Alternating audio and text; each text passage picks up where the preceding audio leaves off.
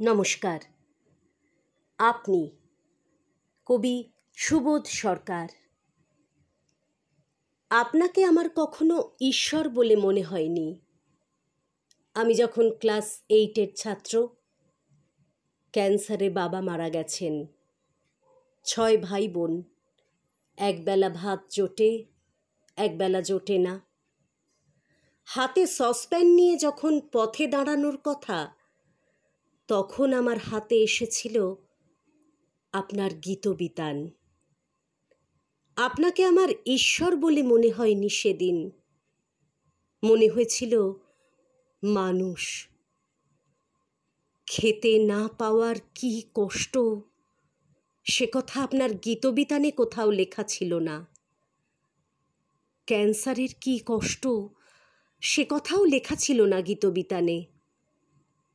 6 ভাই বোনের একজনকে ভিখিরি হতে হবে, একজনকে স্কুলে যেতে হবে, এরকম অবস্থা যখন, তখন গীতবিতান কি দিতে পারে, কি দিতে পারে আপনার লেখা? আমার সামনে তখন মাত্র 2টো পথ খোলা ছিল।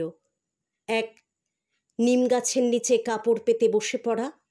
2, বন্দুকের নলই শক্তির উৎস।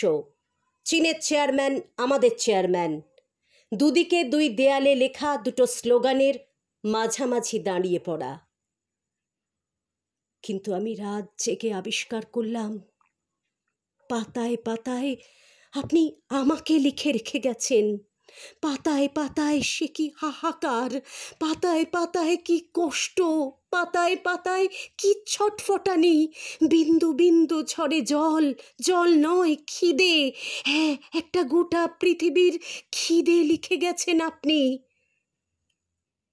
আপনাকে আমার ঈশ্বর মনে হয়নি কখনো, পাদ্রী মনে হয়নি।